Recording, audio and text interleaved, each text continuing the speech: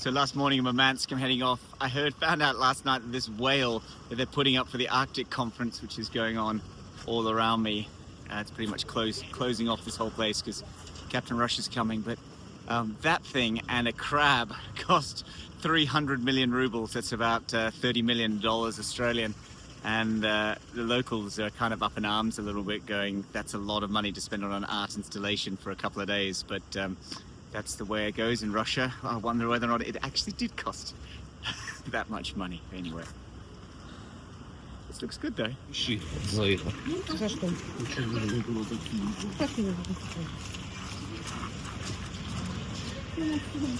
So I'm not sure if that is my train, but I'm leaving Murmansk, the polar north, and I'm going to follow it down. And I'm really interested in how the Sami got to this region and the guys before that. So I'm going to go to Apatity, which you'll see today, and then go down to Moscow, spend some time in Moscow, but then go down to the Volga and go right to the very bottom, Abkhazia. I pronounced that wrong, and that's right at the mouth of the Volga River, right down on the Caspian, south of Kazakhstan. So I'm going to travel for days and thousands of kilometers on these trains, and it's going to be hot when I get to the other end, I hope. Right, now find my carriage.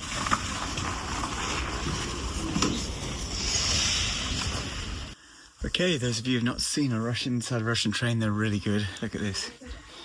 It's like everything in Russia, a million times better than Australia. So much cleaner. Look how clean it all is. It's all new and clean. You get some sheep. This train's going all the way to St. Petersburg. I'm going for about 4 hours. This train will go for, I don't know, about a day or something. A day and a night. And you get a bed. This is third class, I think is all I've got. Maybe this is second class. It looks like second class. I think it's probably a second class. Yeah, this is a second class sleeper. And that's the view. You get a pillow, blankets. That's quite good.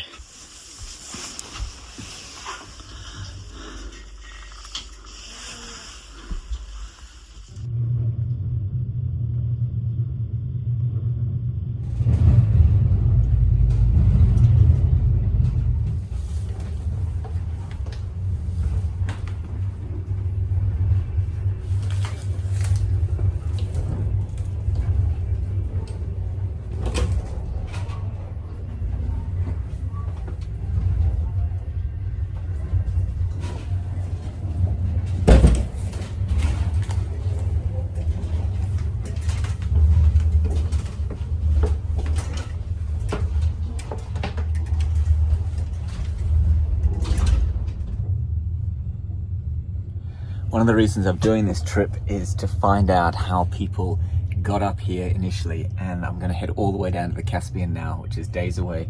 But this is the tail end of it. When they came out of Africa, they came up this river here through this type of conditions up into the Kola Peninsula, or I'm on the Kola Peninsula, but this whole Kola Bay that's up there where I was with Murmansk.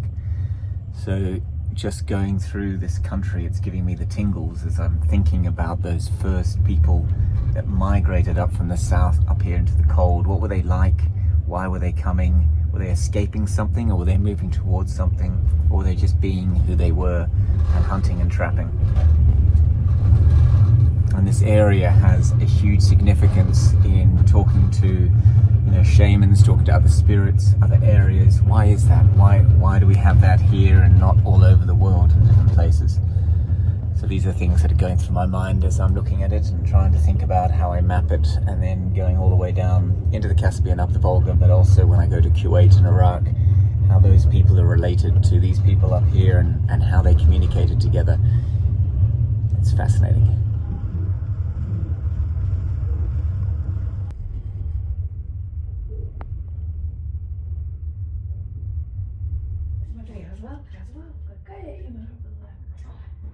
Развалюха. В общем, машины стоят там какие-то. Да, живут. Ну, кто-то еще. А так вон дома все развалены полностью, сколько было.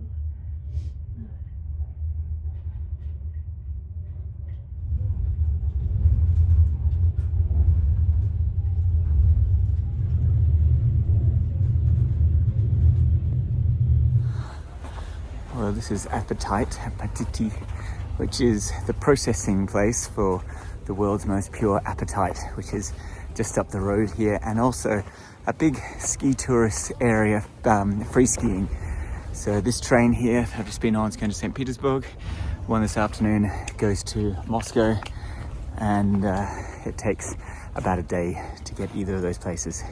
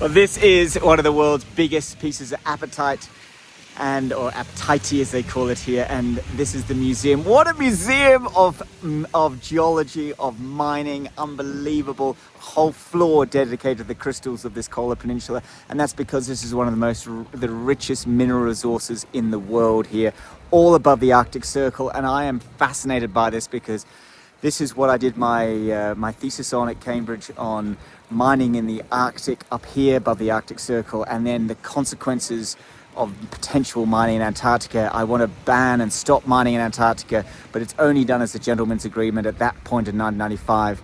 And I wanted to show that people can mine. Here's this huge resource. Normally it's found in small crystals. Apatite's used in the main mineral for making phosphorus, fertilizers, those sort of things. So it's hugely important. A massive export dollar for, obviously for Russia. And I wanted to show that if you could find minerals like this in Antarctica, or if they did, then they'll start mining there. And I wanted to ban mining, so I wanted to put an economic threshold onto it. And luckily a few years later, I was the first one to do that, and luckily a few years later they renegotiated the 50-year treaty of the Grammar, and they didn't put an economic threshold, but they reinstated no mining in Antarctica, and hopefully one day there'll be an economic threshold. But this is an incredible museum, probably the best mining museum I have seen. I'm way up in the Arctic, Circle, as I said. This is the town. Look at it. It is quite spectacular. I was going to go up, it's a bit of a ski resort now, free riding skiing, so that means off-piste, but because it's such a blizzard, I'm going to head down here to this old Soviet train station that's meant to be quite cool. Yeah, just a big moment for me to actually see the stuff being mined that I'd researched. And of course, you know, you weren't able to come here at that stage. Back in 95, everything was still a bit closed, especially up here in Russia, so amazing. Poof, it's cold. Now, wander down here somewhere.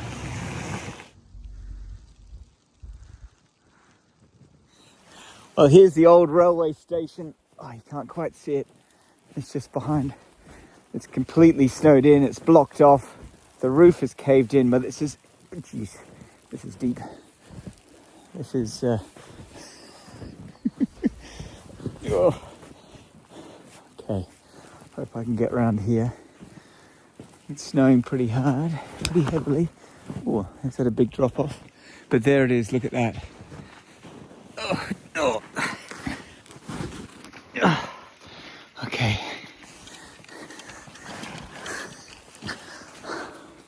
Look at that. It's old abandoned Soviet railway station.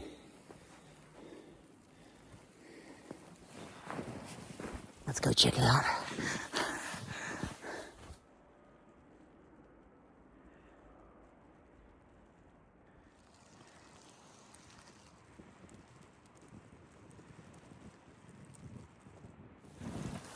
Now that's the front of it. You can see the name just up there. It was operational for about 30 years. Let's see if we can get in.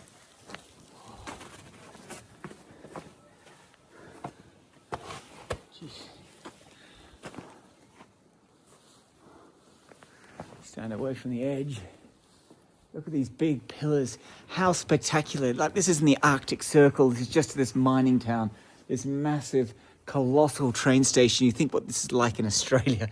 It's crazy how they invested in these big infrastructure projects. So beautiful.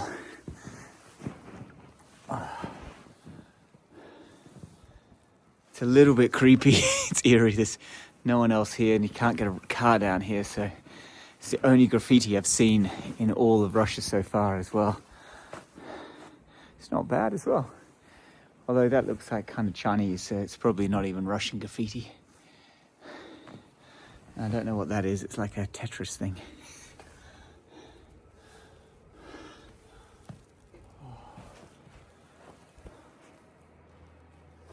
Wow.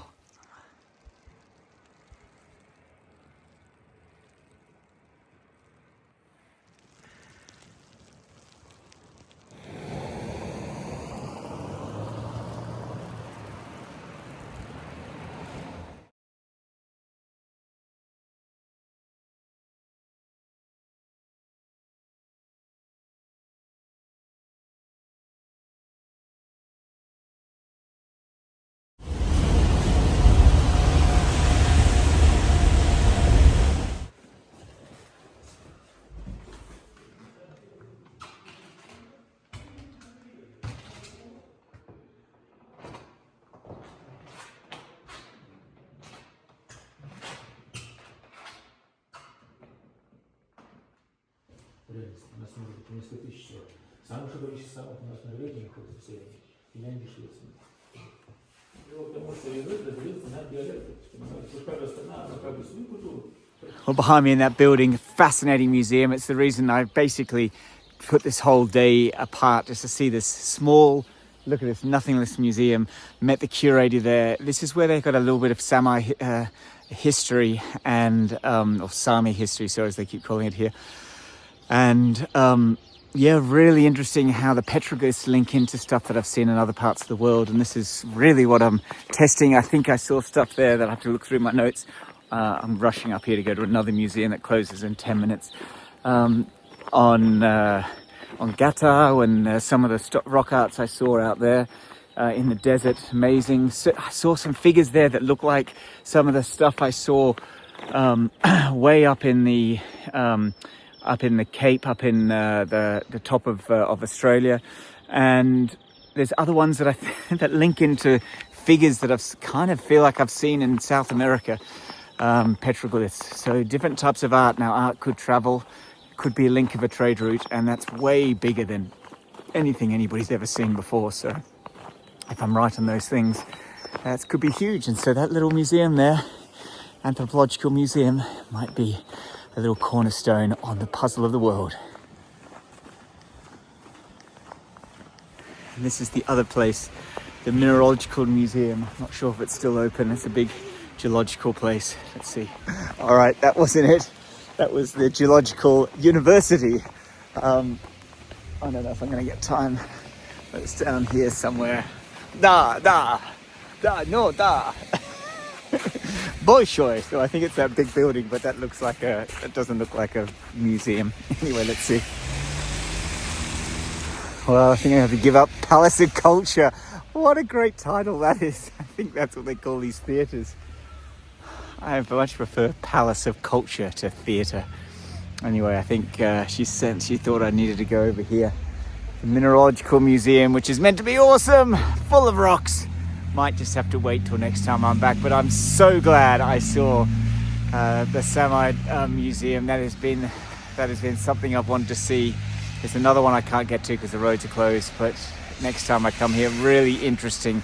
And just, wow, this whole area. It's also one of those areas, few places in the world where they say they communicate to the stars. Now, whether or not the stars communicate back was the question. But there's something about this area that I've got my little brain thinking.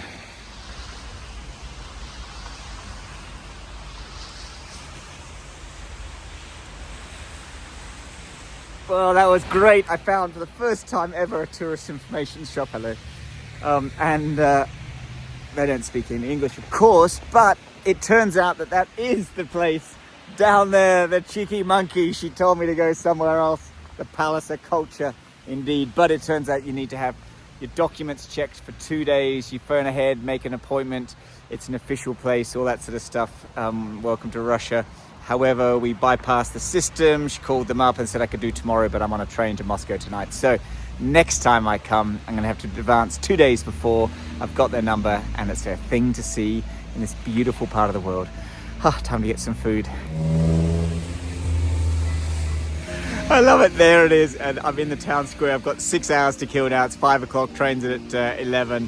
I'm going to kick the can around this town, but that is the Mineralogical Museum, and that is the music they're playing, which I feel very sad that I can't go just there. It's meant to be one of the best in Russia, which I imagine it is in the Kola Peninsula. I bet you it's outstanding. However, it is a place of, what did she say? Something significance. Russian military significance, can't be right. Geopolitical significance, I think she said. Next time. A master dog, I think. I'm gonna check out what master dogs are like.